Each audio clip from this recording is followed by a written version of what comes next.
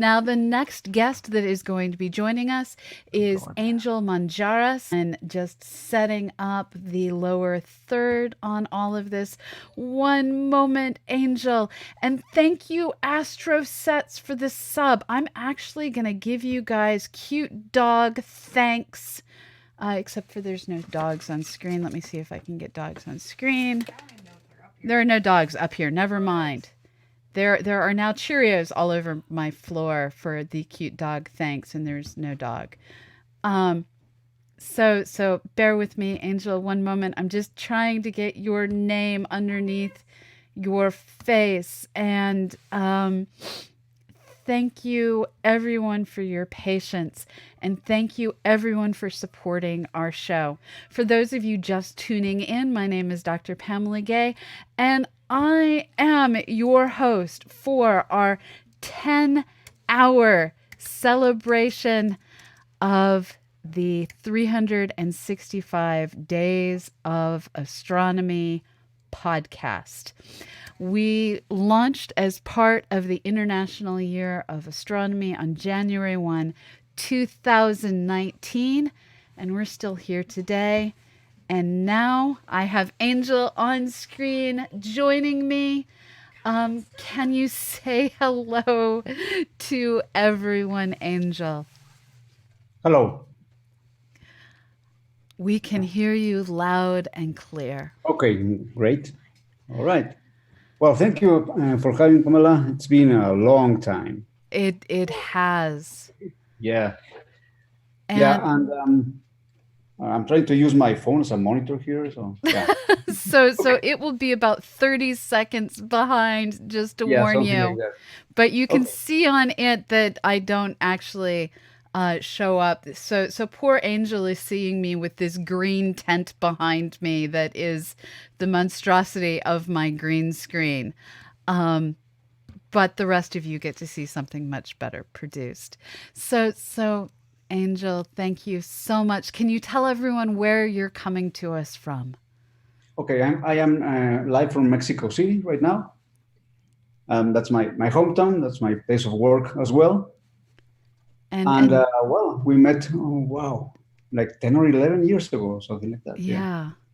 yeah. And Mexico City is one of the largest cities in the world, not just in population, but it goes on and on and on for miles across this immense, fairly high altitude plain.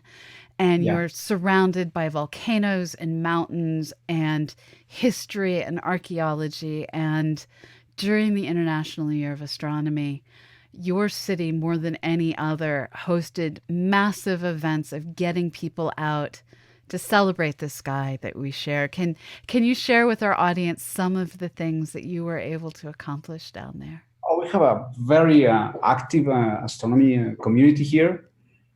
We have one of the oldest planetariums in Latin America. And in fact, that is a place where everybody gathers together on the International Day of Astronomy and other events like eclipse watching and all that. Everybody comes out with their telescopes and teaches everyone else how to look at the sky. And for all of those people that don't have a telescope, they can form lines and take a peek at Jupiter or Mars or the moon and have a knowledgeable astronomer beside them telling them what they're looking at. It's beautiful. And well, we had one of the, I think we had the record of the most people that ever saw a total eclipse back in the 80s here, because totality went right over the city. That Oh, everyone wow. was looking up at the same time. I don't think there's so many millions that have done it at the exact same time ever. That's So amazing. that was very lucky. I was lucky enough to catch it. It was on a rooftop with all my coworkers at that time, and it was beautiful. So I apologize for any background noise that is occurring. We just had a sudden downpour of what might have been hail on our roof. I think I think it finally just stopped, and I now have two dogs taking up either one of my feet, seeking refuge under my desk. So now, during the International Year of Astronomy, here in the United States, we were proud if we got a couple hundred people to show up for a star party. When you say that you had some of the largest turnouts, can you give our audience an estimate of the size crowds you had showing up for things? I think that at the planetarium, that was one of the sites in Mexico City, must have been about 400 people. Yeah. And But there were several sites, and also in other cities. We also have a very large astronomic community in Monterrey. That's like the second largest or third largest, varies, a city in Mexico. But they have also a very nice planetarium, and yeah. they are also surrounded by mountains. They're very close to the U.S. and they used to get clearer nights than us, but it is easier for them to get just a few miles outside the city and get clear skies. So it's a very good place to go see meteor showers, for instance. Yeah, not And the city, but just outside. and do you remember when you did your first episode for 365 Days of Astronomy? Wow, yeah. Well, before that, and let me tell the audience Okay. how all this came to be. Okay. We used to have a podcast called Technocasters. Yes, it was great. Yeah, Yes. our tagline was the best technology podcast en español. Yeah. We broadcasted in Spanish. We were a bunch of people that we never did one episode with everyone in the same room. Not even in the same country, I don't think. That's correct. How many Yeah. different countries did you pull people in from? Uh, Regularly, it was from Mexico City, Houston, and Cancun, Okay. also in Mexico. But then Lorena moved to Canada. She broadcasted from there. She's been all over the place. So wherever she went, she was on board. Or when we were traveling, uh, we just try to coordinate. And I think we did a great job. It You was a did. very fun 2 or 3 years, but it lasted. And one of our first guests was a certain Star Strider. Yes. Yes, I remember it fondly. Yep. Yeah, and with the podcast was in English, so you wouldn't suffer. But most of our audience was bilingual anyway. Yeah. So yeah, we were trying to bring everything that is technology to the masses. Very easy to understand, very practical. What the latest phones would do, and what it meant, and the internet, and the I don't know, security scandal of the month. Yes. Yeah, and later you invited us to work with you and Nancy on the podcast, and we participated, I think, about once every month during 2010, Yeah. when the first expansion of 365, Yep. right? And you did a number of really amazing interviews. And Ah, this was one of the real gifts that we had, was seeing all these curious people track down the people doing the things they were interested in and getting to interview them and bring that passion to us. Who are the interview subjects that you most remember over the years? okay. We had of course scientists, astronomers, uh, politicians. Hmm. One of the best was with a Mexican senator that we were amazed how much he was into science and trying We to need promote more it. of those, please. Can you share? The United States definitely needs more science minded. Yes, but I think that the highlight of our podcast was interviewing Jose Hernandez, Okay. the astronaut, And and that was great. I mean, he's an all around nice guy. yeah, Uh, he's bicultural. I mean, he was born and raised in the U.S., but is of Mexican descent. So it was in Spanish.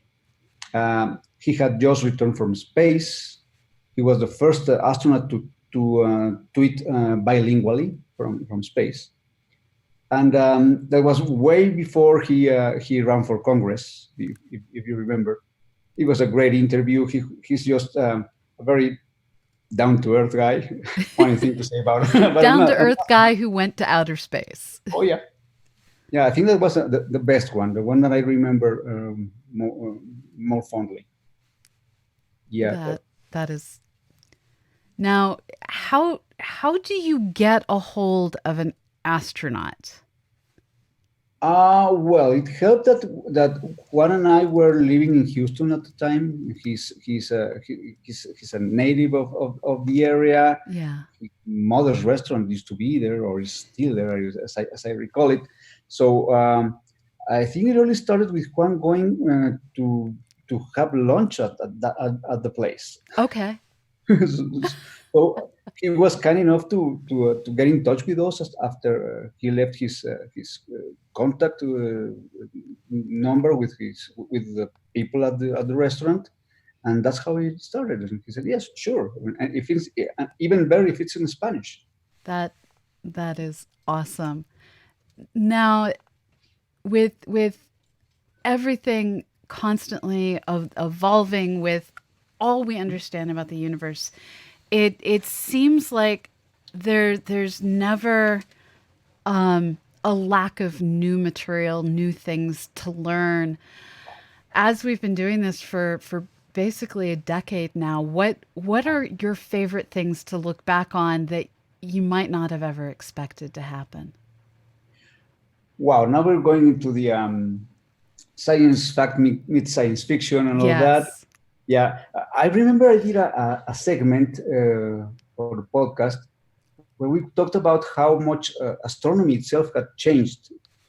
We did when back 10 years ago, when Mexico had its bicentennial, 200 years of Mexican independence.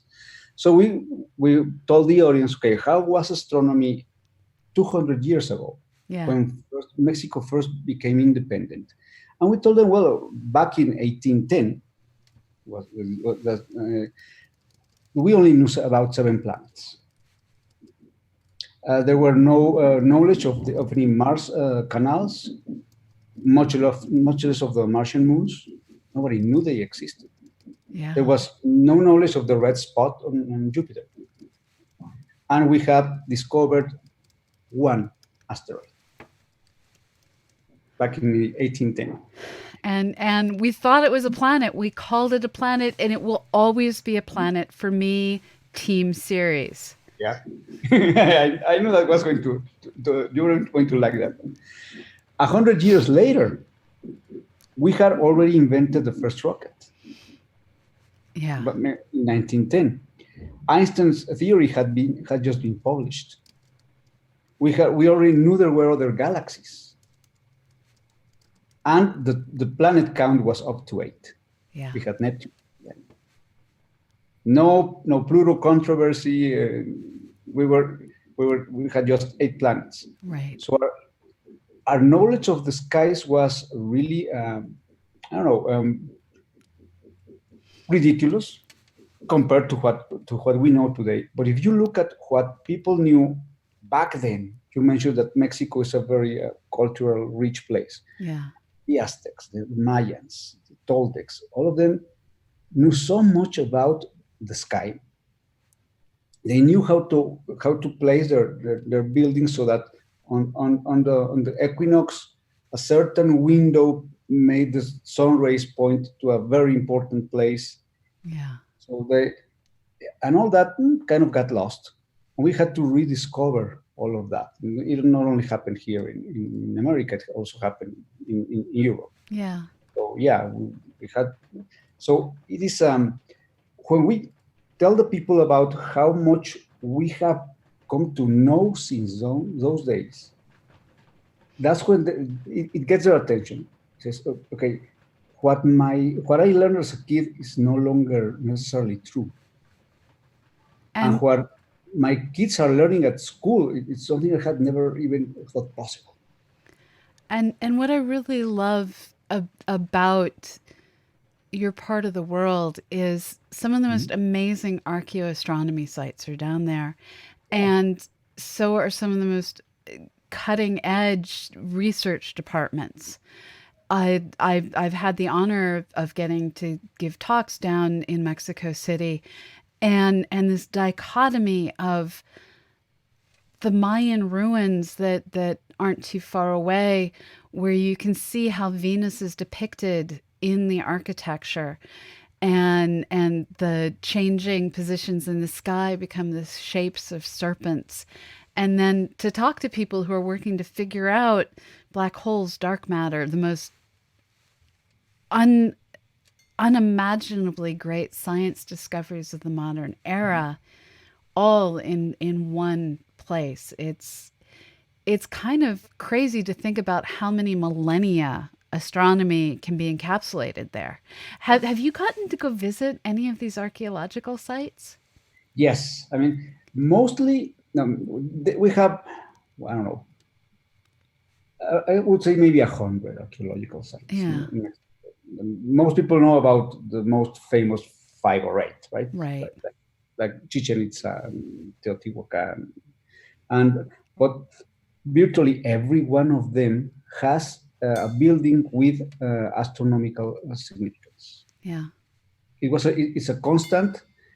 We tend to think as of the pre-Columbian civilizations as one big chunk of history. no. No, it spanned hundreds of years, and it is a constant that was maintained along even from the oldest civilizations that we know next to nothing about, Hmm. like Teotihuacan, to the latest that were present when the Europeans came, like the Aztecs. And every one of them, every one of those cultures has a very strong mythology based on the stars, and particularly on Venus. And your landscape is literally shaped by an impacting asteroid that killed Oh yeah, dinosaurs. yes. The Yucatan Peninsula, one of the most amazing things to me is one of the reasons that the civilizations that exist there were able to grow up in this otherwise desert climate is there are what are called you'll know how to pronounce this correctly, the cenotes, these sinkholes in what would have been the crater rim, and they're amazing sources of water. And the prior pre-Columbian civilizations grew up around this asteroid impact Yeah, landscape. yeah. Yucatan is very it's a very unique place in the world because of that. It is built like a sponge. Yeah. All flat. But it's full of holes and then lots of water, and that's not seawater. It's freshwater holes, the Yeah. cenotes, and others are close to the sea, so we get a mix of both types of water there, and that's something that I have had the privilege of diving into those places. But even if you don't scuba dive, you can just go and snorkel, and it's impressive to see um, a cave that used to be uh, uh, above water, now flooded, Yeah. with fossils uh, of, of animals that were not endemic to that place or Hmm. that are extinct, and you're just gliding along among Oh, among all that beauty. So I know Yucatan, particularly the peninsula, particularly Cancun, the Mayan Riviera is a very uh, hot spot for tourists. Anyone that goes there, get yourselves into a cenote. yeah. Do it, and they're not no two alike. Also, so wherever you go in the Yucatan Peninsula, you'll find them. Get a tour. Uh, write to us, write to me. We can point you in the right direction. It's something you should do. That is Nowhere else in awesome. the world can you do that. Now, for 10 years, we've been moving forward with this. What are the things that you're looking forward to doing in the future? Well, right now I am more into science awareness, Hmm. not necessarily space, because I have moved into a business analysis, analytics, data. So I'm very much into data literacy. Uh-huh. So making people not only aware of data, but being able to understand and to use data and to argue with that data. And that applies to anything. So business, astronomy, the arts, we are generating so much information Yeah. in a single day right now that it is the language of the future. There's a phrase that I don't know if you have it in Spanish. There are three kinds of lies: lies, damn lies, and statistics. Yep. And the key to data literacy is knowing how to look at a graph and know if it's lies or information. Yep. And so what you're doing right now is so important, and it has so many applications in astronomy. Data science is what we're working on as well nowadays. We're just using the data that comes to us from spacecraft, but Yeah. there's so many different sources of data out there. Yeah. And it's not only looking at a graph and being able to tell if it's true or not. Yeah. I think it goes deeper. It goes. We have all these vast amounts of information and all these really powerful tools to search through them and to make sense of all that. And we really need to learn to ask the right questions. So we have a Yes. super smart assistant who we need to guide it. And as we become data aware or data literate, we can interact with all this technology in a better way. Um, Remember on almost every science fiction show they have an episode where there's this vast computer, and the key to the hero saving the day is being able to ask the right question. Yes. So Yes. we're getting to that in real life. And it's sort of like asking the genie for a wish. Mhm. If you phrase the question wrong, you're going to get exactly what you asked for, but it may not be what you intended.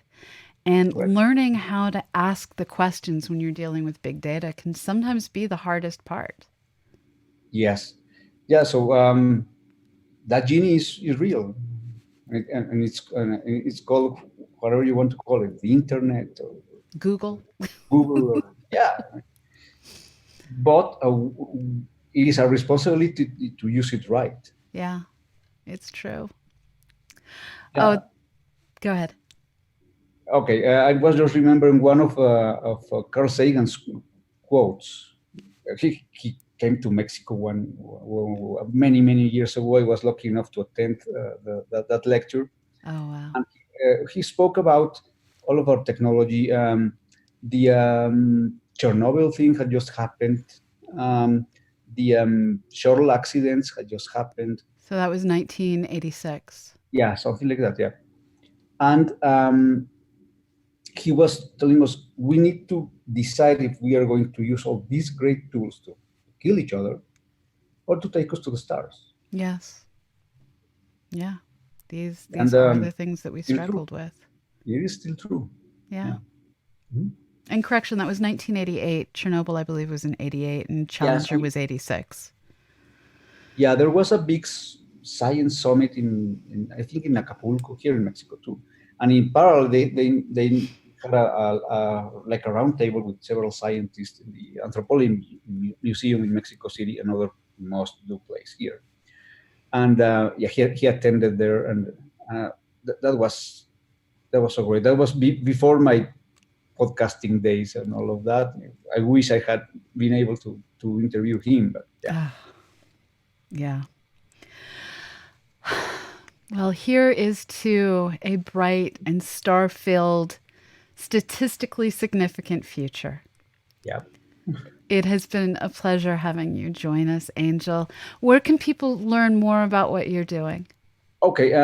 Well, I am on Twitter as a click master, QLIK master, and I where else? Oh, you can just look me up on LinkedIn or even Facebook. Yeah, and then the correct pronunciation of my I struggle so much with pronouncing things in foreign languages, and thank you for rescuing me and being patient with my mispronunciation. So, oh, thank this is delightful. It's being able to talk to you after so many years. Yeah. it is, and I'm honored to have been a part of Technocasters back in the day. Yeah. So thank you, and have a fabulous afternoon down there in Mexico City, and may your skies be clear and volcano dust free. They are clear. It's really hot Oh, here. I'm sorry. Yeah. Oh no. I mean, It's Mexico too City. early to be that hot, but yeah. Global global warming. Yeah, climate change is real, people. Yep. Okay. I will see you on the other side. Thank you so much for joining us See today. you and thank you everyone that tune in. So I'm now going to work on resetting. We are having Cosmic Lettuce join us next, coming to us from Arizona. I'm just going to type in all the bits and pieces onto the screen. And while I do, I'm going to remind all of you that we are brought to you by you. 365 Days of Astronomy costs us about $45 per day to produce. And we rely on you to make it happen. So, for the first 50 people who donate $45 or more through Patreon or by sponsoring an episode on our website, we have extra large 365 Days of Astronomy t shirts that we will send you. In addition to that, I would like to basically say, we have free stuff for all of you. No donations required. So please check out what's going on in the chat. And I believe that we have, among other things today, t shirts, asteroids, books. So much awesome sauce is happening. And like I said, it costs money to join in the giveaways. All you have to do is watch, and watching is free. So, without further ado, well, almost without further ado, I forgot to click one button. That button has now been pressed. Without further ado, I invite Matt Cheselka to join us. He has been on 365 Days of Astronomy as Cosmic Lettuce, and he is the producer of the Apogee podcast. Welcome, Matt. How are you doing today? You are muted. You need to unmute. There we go. There, now we can hear you. Am I here? Yes, you are here. Yay! All right. All right. Well, thanks so much. It's certainly a deep honor, to be here, and yeah, it's great. 10 years. Yeah. 10 years of 365 Days of Astronomy. That's awesome. That's absolutely fantastic. It's kind of amazing how long we have managed to keep people interested in this show. And you've been part of this for a lot of those years. What first got you involved in podcasting? Oh, I like to share the passion. That is it. I have totally been into the science of astronomy my entire life, and so I just like to share it. I like to talk about it. I will talk about it day and night. It's true. I've seen you doing it both day and night. So if there's any kind of opportunity to do that, I will do it. So there you go. Yeah. So I did the podcast for you a few years ago, and then I got sort of busy, and I stopped. But it's actually going to be coming back. I Yes. think the first episode is coming back on May 26th. So yeah. That's going to be back. It's going to be the same format, at least at first. I'm just going to talk about some kind of astronomical paper, but it'll probably evolve a little bit from that. So yeah, that's going to be fun. And like I said, I just like talking about astronomy, and that is extremely fun. But why I'm sort of here today is to talk about a sort of a vision that I have for what could be actually the near future. It sort of depends, so what I'm talking about is a lunar observatory. Every time there's a lunar eclipse, we go outside and we watch this spectacular event. It's slow and beautiful, and the colors are just fantastic. And it's supposed to be a full moon, yet it gets really, really, really dark. Yes. And it's bizarre, right? You walk outside and it's like, what day is this? It's supposed to be, this bright full moon. And where I'm located, it is dark. Yes. It is very, very, very dark here. You're in dark skies territory in Arizona. I am right in the middle of it. Yeah. And so when there's a full moon, it's like daylight outside. It's really, really, really, really bright. But during a lunar eclipse, it gets incredibly dark.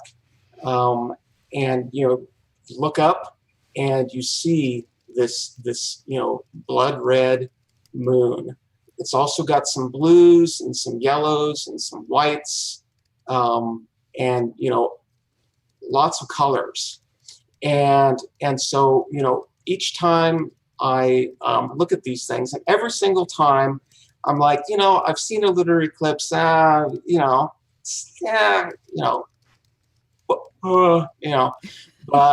every single time, that kind of event takes place, I have to go out and look, and I'm like, wow, that is really, really amazing. And what goes into the back of my head is what does this look like if you're standing on the moon? What would you see? And I don't have really any kind of vision on that at all. But what I think you would see is, of course, the Earth. That's about 4 times the diameter of the moon. Yeah. Right. It's about 16 times the area of the moon. So it's this huge dark disk passing right in front of the sun, very, very, very slowly. And because of the atmosphere of the Earth, what you'll actually see is something like this beautiful, intense sunset red, blue, yellow, white ring around the entire Earth. And I think that would be an amazing view. I think that would be an absolutely amazing view. And so, my first thought was, hey, let's put a video camera up there. Yeah. So we can just watch it, right? I'm really surprised that none of the spacecraft have taken the time to observe this, but I guess where all of the spacecraft are solar powered, they're like, we're going to shut down so we don't burn out our batteries. Yeah, I'm not exactly sure. I know that spacecraft have, of course, been there, to actually see these kinds of events. But because of the instrumentation and all that kind of stuff, you're basically looking at the sun, right? So it's not necessarily a great idea to do that. But if you just take a regular camera and point it at the Earth, it would be an amazing vision. I think millions and millions of people would tune in to see that live.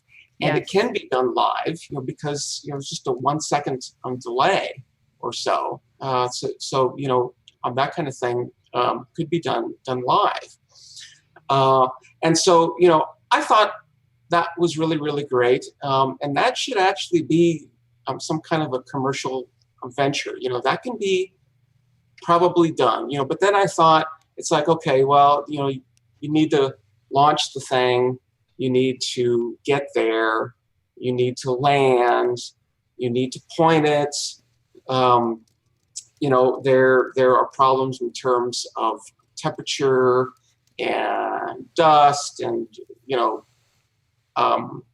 lots of things, you have to deal with. Yeah. So I thought, if you're going to go to all that effort to put a little, some kind of little camera right on the moon, why don't you think a little bit bigger?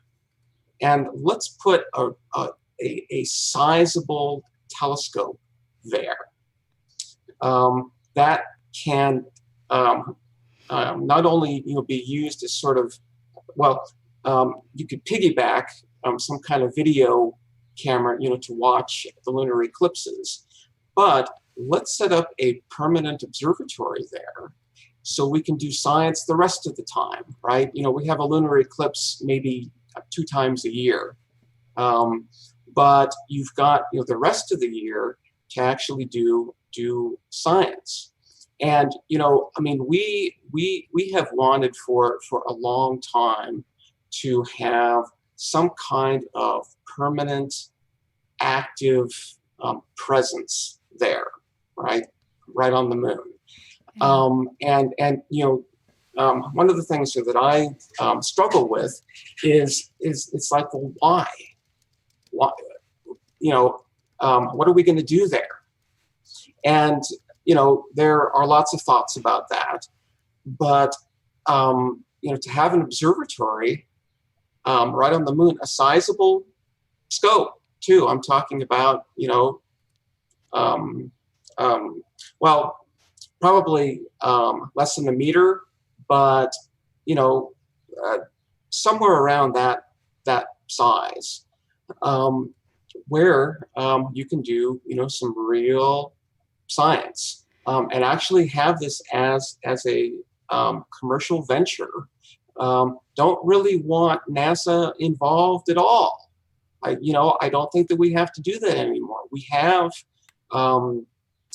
groups that are sending landers to the moon, and so that kind of thing works really, really well. NASA can kind of say, okay, go, but beyond that, I think it can be completely commercial, and actually sell the telescope time just like we do here on Earth. Now, what you're looking at here is, since the moon is tidally locked, this would be a base for observing Earth, giving us that whole globe view. Exactly. And so, when I thought of this, I sort of wanted to dive into this a little bit. And it's like, who has done this already? And it turns out, I for those of you who join my live stream every single day, you know that I love pictures. So if it's okay, I'd like to share my screen. So hold on. When you Yeah. share your screen, you're gonna bork my layout. So let Okay. me change things up real fast Okay. so And if that that's too complicated, I don't have to. But no, but I can do this. I just needed to know it was coming. right. Um I okay. understand. So things will go sideways for just a moment. Okay. Hold on. I know what to do. I'm going to switch to a view of the doggos eating Cheerios while I switch the screen up. Go get the Cheerios, doggo. Here, see? See? Go get them. There. So Okay. Pamela's doing her usual juggling I thing am. here. Why are they not so they've been there. Doggo is slowly going into to field of view. So I'm now just adding a new screen capture. And if you want to go ahead and share your screen. There, I think that is being shared. Yep, so just a moment and I will be able to get that into our audience. I just need to tell the computer exactly which monitor it wants because currently it is on the incorrect monitor screen. There we go, LG. Okay, and I'm going to add you in so they can see you at the same time. All right. You are screen capture 1. Dun, dun, dun, dun. Oh, I can't do that because you're screen sharing. Never mind, that idea doesn't work. No. Okay. Flails happen. All right, so people Gotta can now try. see your screen and they can hear your voice. All right. So this is the first telescope, as far as I know, that was actually on the moon. This is the Apollo 16 mission. They had a telescope, and I don't remember what size it was, and a spectrograph. Okay. And there it is on the moon. That is adorable. Is that awesome or what? So here's a better view of that. I love So, all the gold foil size. that they used for radiation protection. Yes, yes. So here's of course the optics. I think this is probably the spectrograph here. So they were doing real science. They were looking towards the ultraviolet, which is a great thing to be able to do in space because the atmosphere of the Earth just knocks all that out. But they were doing these kinds of observations of the Earth. Oh, that's cool. So you can see the background stars, and look at this ring right around the center of the Earth that? there. I don't know. I've never heard of this thing, but it's there. It's glowing in the ultraviolet. This is the lit side of the Earth, of course. Right. And you can see a little bit of the poles there, but yeah, you've got this ring around the equator. So I'm not quite sure what's going on there, but they collected lots of images, lots of spectra. Here's just a star field. I'm not exactly sure what the field of view is, but if you assume that this is 2 degrees across, this is a pretty wide field of view here. Yeah. Right. So I'm not exactly sure where they were pointing there, but there you go. Right. And they looked at stars. They looked at galaxies. That's cool. So yeah, just absolutely great stuff can be done. Now, any spacecraft can make these kinds of observations. So, you don't have to have a telescope on the moon, to do this. But what can be done, and one of the great advantages of having an observatory on the moon is that you can observe these kinds of things for very, very long periods of time. Remember, the moon rotates about 25-ish or so times slower than the Earth does. And so you can observe, like this field of view for, days or, up to 24, 25 days at a time. So in terms of time domain astronomy, that opens up a lot of opportunities. And most spacecraft can't do that, because they are going around the Earth, and the Earth gets in the way. TESS is actually one of the only ones now that can observe, the sky for long periods of time, because it gets way, way, way out there. So to have the capabilities of TESS, but have the resolution of a pretty sizable telescope, I think is a great, great, great science case. To put an observatory on the moon. Now, back in the early 90s, there was a project set forth called LUT, the Lunar Ultraviolet Telescope Experiment. And this was a 1 meter telescope that was a transit telescope. So didn't move at all. It just looked at one patch of the sky, sort of like a strip around the entire sky, because the moon rotates. And so you get a strip of sky. Now this went through a full phase A NASA thing.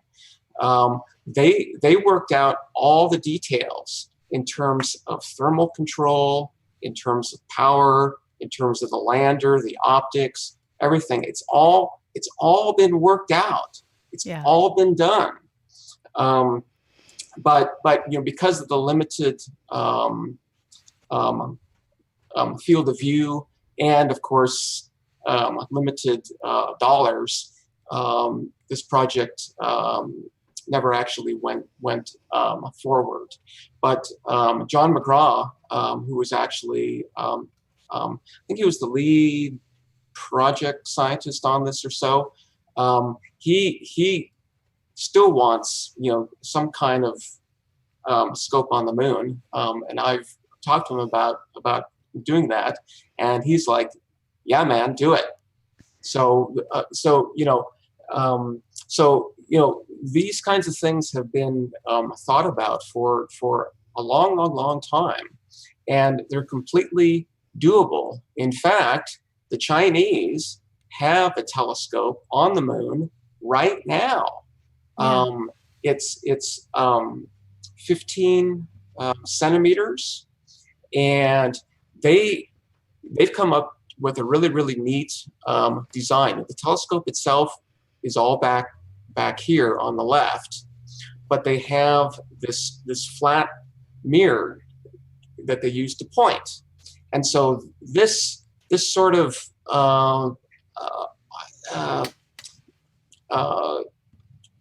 minimizes the difficulty in terms of dust, and I think it also helps in terms of thermal control.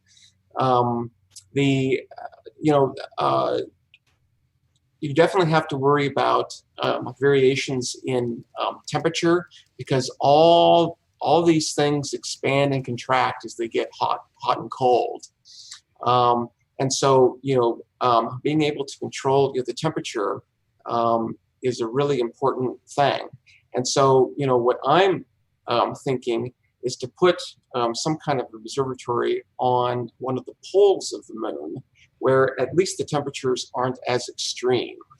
And if you're on the poles of the moon, depending on where you put it, you have the capacity to view both the Earth and away from the Earth. Yes, absolutely. Yeah, that sort of gets you the sun and the Earth sort of out of the way. So you have a full sky, but at the same time, during a lunar eclipse, you can still look. Yes. So yeah, absolutely. So The Chinese on the, and I'm not quite sure It's how the it's pronounced. Chang'e. Okay, the Chang'e 3 has had this telescope up there since I believe like 2014 or so, and they are actually producing science. And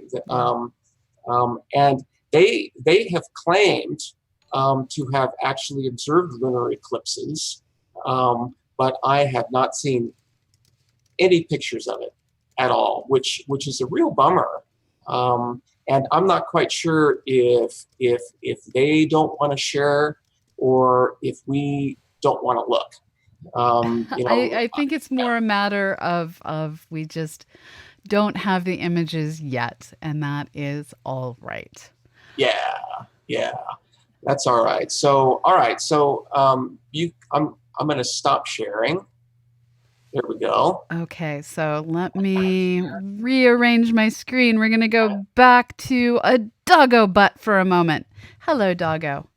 Doggo heard the word doggo and is now looking straight into the camera with a piercing glare, requesting that you please give me a reason to throw bits, which I will do in a moment. I'm just going to first rearrange my screen again and get everything set back up.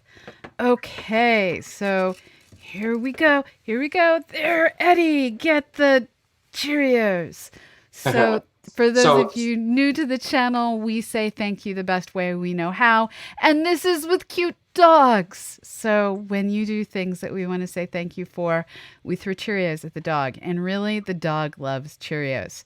And my groomer groomed my dog to look like a bear. A bear. So you get to enjoy the a on fuzzy point fuzzy bear that is fuzzy Eddie. fuzzy bear. So yeah, I'm just sort of presenting this kind of a vision. I don't really have the capabilities myself to do this. I would like to be a part of this, and I think that it very very much could be a very profitable venture, and I think a lot of astronomers would absolutely love this because you get out of the atmosphere, so you have absolutely uh, perfect seeing. You're definitely able to look in regions of the spectrum that you can't see from Earth, and you can observe things for very very long periods of time, so you don't have to miss anything at all. And and it's on the moon. Isn't that cool? Yeah, that's totally cool. So, where else can people find you? And can you give us a quick reason for cosmic lettuce? Cosmic lettuce. So really, really, really quick.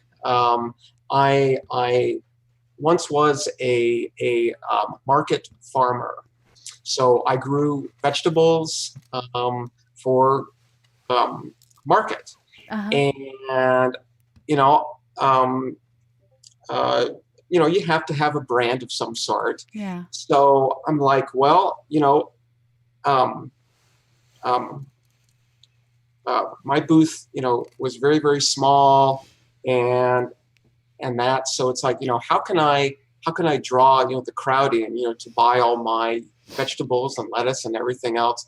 And so I set up a solar telescope as well. And I thought, well, I love to grow food. I love astronomy. Cosmic lettuce. That So, works. so yeah, that works. And people remember it, and it's doing exactly what it's doing to you right now. It brings a smile to faces. It is pleasing. It is Yes, pleasing. because it's just so silly, and that's exactly what I am too. Just silly. And silly Um, works. And where can people find you? You mentioned your daily stream. Where else can yeah, people find you on the internets?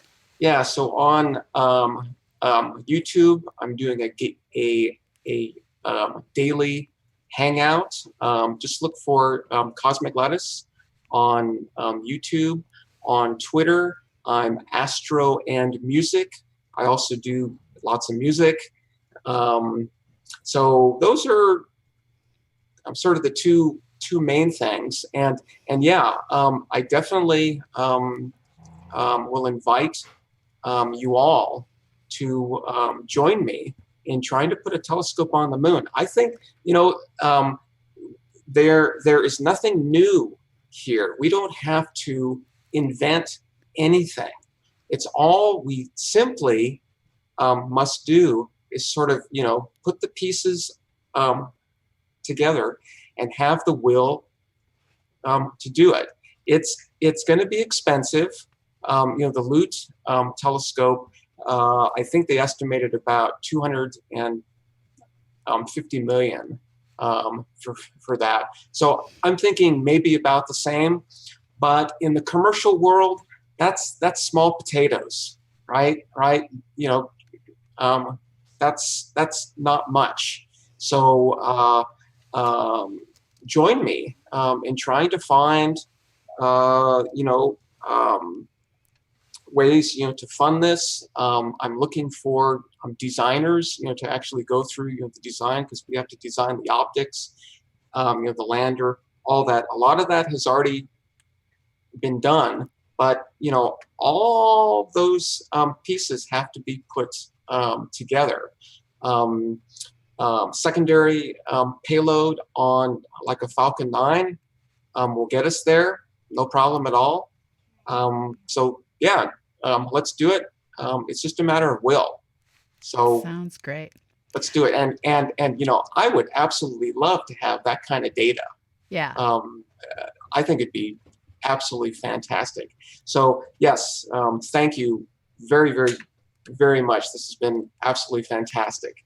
Well, it's my pleasure. And Matt, go have a fabulous day out there in your dark skies land in Arizona. I am now going to transition the screen so I can set things up for our next guest.